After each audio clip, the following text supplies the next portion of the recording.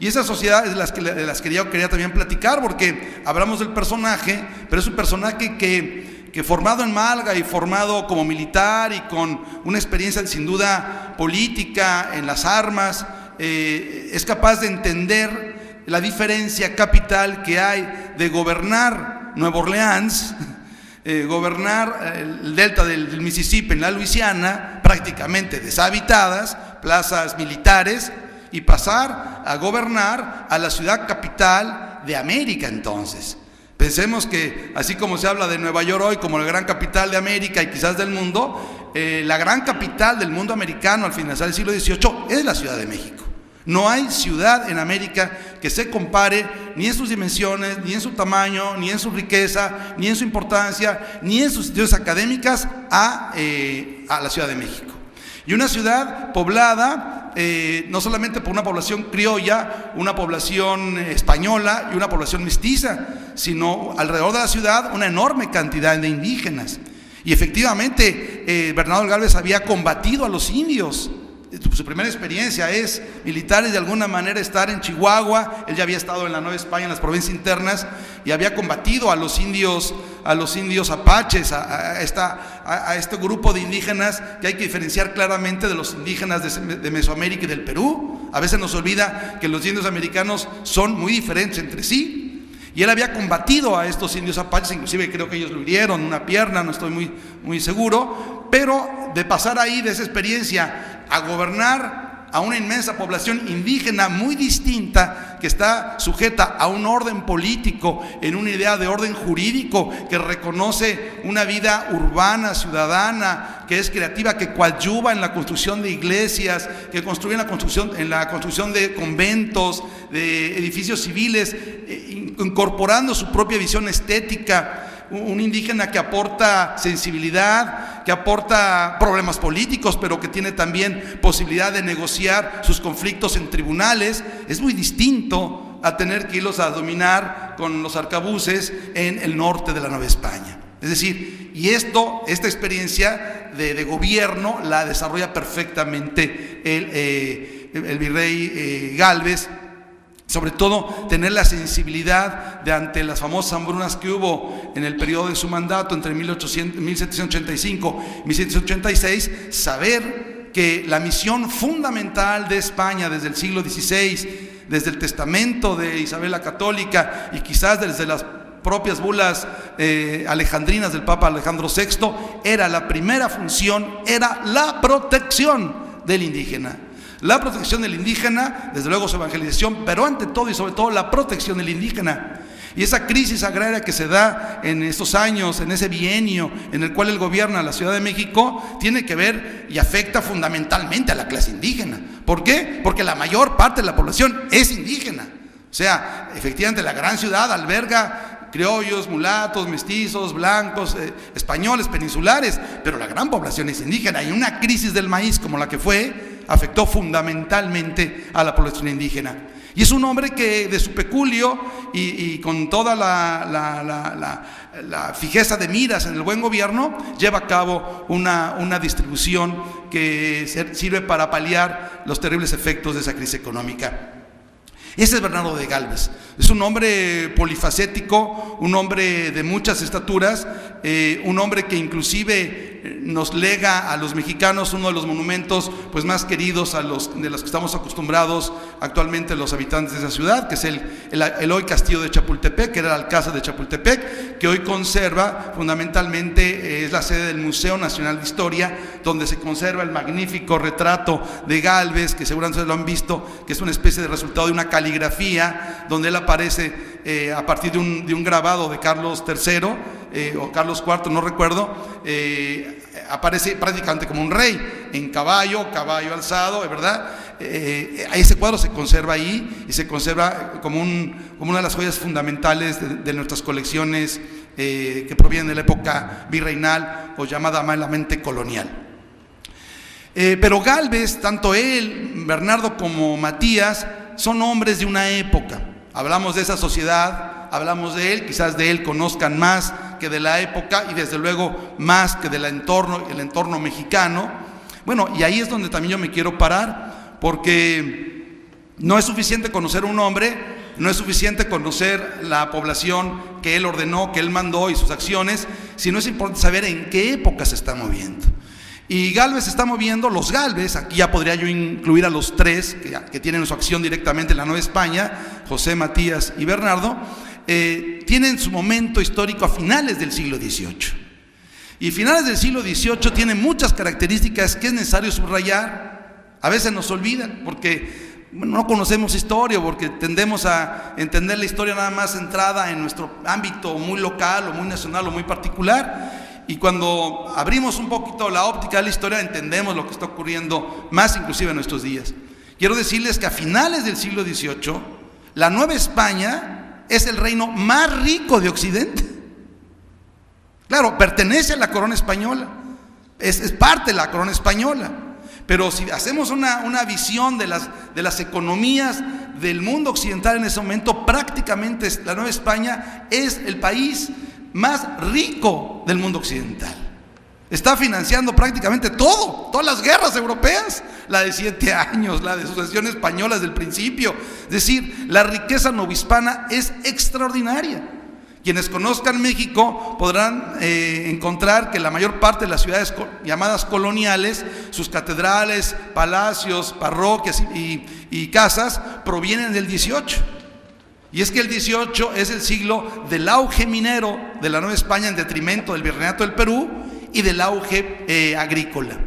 La famosa tesis del historiador Brady en el inglés ha demostrado esta sociedad de mineros y agricultores, ¿no? José de la Borda, el Marqués del Apartado, en fin, son unas riquezas extraordinarias que ponen al servicio, las fortunas mexicanas ponen al servicio de la corona española. Entonces, ¿quién administra esa riqueza? Sin duda, los últimos gobernantes españoles del siglo XVIII. ¿Y quiénes son ahí muy destacados? Los Gálvez. José de Gálvez. También el siglo XVIII es el siglo de las grandes fortificaciones en el Caribe español. Pues eso cuesta mucho dinero. Fortificar Campeche, San Juan de Ulúa, Cartagena de Indias, La Habana, Puerto Rico, Movila, San Blas. Bueno, todo eso cuesta y mucho de eso lo sufraga la riqueza novohispana, concretamente toda el Caribe. Los situados de la Nueva España están manteniendo al Caribe español desde mucho tiempo atrás y lo seguirán manteniendo todavía hasta la época de Juan Ruiz de Apodaca. Esto es un hecho que hay que tomar en cuenta. ¿Por qué? Porque la independencia, que es el tema que también nos trae ahora, el tema de la independencia de México, la reflexión sobre la independencia, tiene que ver con este estado de riqueza que por el mal gobierno, y no de Carlos III, sino de Carlos IV y después de Fernando VII, sobre todo el de Carlos IV, que es el que más directamente provocó esta crisis, toda esa riqueza se va a poner en entredicho. Se va a poner en entredicho, se va a cuestionar o se va a dilapidar. La prueba de esto no es otra cosa sino las reales cédulas de consolidación de vales regios que se empiezan a promulgar desde 1804. Que van a mermar la riqueza de los americanos, que todavía para entonces eran sumamente leales y fieles a la corona, pero va a ser una especie como de rama, ya sin sentido, que se va a ir a Europa por las necesidades de la monarquía española, ya más preocupada por su presencia política en Europa que en América, y que está utilizando a los reinos americanos como verdaderas colonias, cosa que antes no se hacía. Antes había una paridad política, eran reinos americanos vinculados a la corona castellana, ¿no? Con su estatus no de colonos, sino de reinos. ¿Qué ocurre en el reinado de Carlos IV? Y ya no se diga con Fernando VII, pues que el tratamiento es típicamente colonial. ¿Por qué razón? Porque el mundo occidental va girando hacia ese sentido. Piensen ustedes que los grandes imperios coloniales, estrictamente hablando coloniales, no son del siglo XVIII, son del siglo XIX, y son dos fundamentalmente, el inglés y el francés. Esos son los típicos imperios coloniales. Después van a subirse en ese carrito los alemanes, los belgas, que está de moda ahora con la novela de Vargas Llosa, los belgas, los alemanes, los italianos van a querer, y también los españoles van a tener el enorme error político de haber transformado su idea imperial, su idea de monarquía dual, ¿no? Paritaria, que todavía en Cádiz se expresó perfectamente en una idea de equiparación, de cierta igualdad, para comportarse como una potencia meramente colonial. Y entonces se entiende pues ya Cuba, y se entiende Puerto Rico, y se entiende Filipinas. Pero ya para entonces los americanos, los súbditos de los españoles leales, habíamos declarado nuestras particulares independencias, sin duda, porque se había transformado la idea del buen gobierno, ese buen gobierno que encabeza Matías y Bernardo de Gálvez con otros, por el mal gobierno de un Branciforte, de una Sanza, de un Iturrigaray, ya inclusive algunos de ellos bastante corruptos, ¿no? Bastante vinculados a sus propios y particulares intereses, y habían abandonado la idea tradicional del buen gobierno. A un grado tal que, fíjense, la crisis de la Nueva España, y lo hago para de alguna manera destacar lo que no es limpio respecto a la limpieza del gobierno de los Gálvez, que de haber seguido ese camino de los Gálvez, probablemente la independencia hubiese sido de otra manera, hubiese quizás se hubiese llevado por el prado de la autonomía y después de la independencia, pero lo que ocurrió fue un desastre para España y para América. O sea, podremos descruperar muchos detalles heroicos y hablar de muchos héroes, pero económicamente, políticamente, el siglo XIX fue desastroso para España y para América. ¿Por qué razón? Porque no supimos cómo llevar a cabo el proceso de la independencia. Y lo digo fundamentalmente por este detalle. El primer golpe de Estado que se da en lo que fue la Nueva España, auténticamente golpe de Estado, se dio cuando se depone al virrey Iturrigaray, y lo deponen los propios peninsulares para poner un mariscal vejete que era Pedro Garibay. Eso fue lo que ocurrió, y España sanciona eso. No lo sanciona el rey porque el rey está prisionero, pero lo sanciona la Junta de Sevilla, y después lo va a sancionar la regencia. ¿Qué quiere decir? Que se estaba perdiendo la brújula que había orientado con tan buena marcha a los gobiernos españoles, los reyes españoles antes de Carlos IV. Sin duda, el precio que tuvo que pagar España por vincularse por pactos de familia a la Francia napoleónica primero, y después ya no le quedó de otra, romper con la Francia napoleónica y vincularse a Inglaterra, pues ya España estaba verdaderamente con la brújula perdida, y no supo entender los reclamos de autonomía, muy sensatos, muy tímidos, yo diría, muy de sentido común, que desde todas partes de América le estaban llegando al Consejo de India. Hay una carta del amigo de Bernardo de Gálvez, Saavedra, ¿no? Francisco de Saavedra, donde prácticamente es una carta que uno lee y es profética, ¿no? Es profética la carta porque va anunciando que de no cambiar, de alterarse el buen gobierno que se lleva actualmente y llevarlo por el mal gobierno, así lo dice prácticamente, palabras menos, no lo recuerdo, se va a perder la América. Y se perdió la América. Se perdió la América, ¿por qué? Porque no se siguió el camino de los buenos estadistas. La corona siempre vigiló mucho el cuidado de sus virreyes. Ustedes saben que al finalizar el virreinato de cada uno de ellos había una institución que ojalá se estableciera otra vez. Yo no sé por qué no se establece, si está en nuestra tradición jurídica, tanto española como americana, el juicio de residencia. Al acabar el periodo, si no es que no moría el virrey desde luego, se le enjuiciaba, sea lo que fuera, se le enjuiciaba, estaba sujeto a residencia.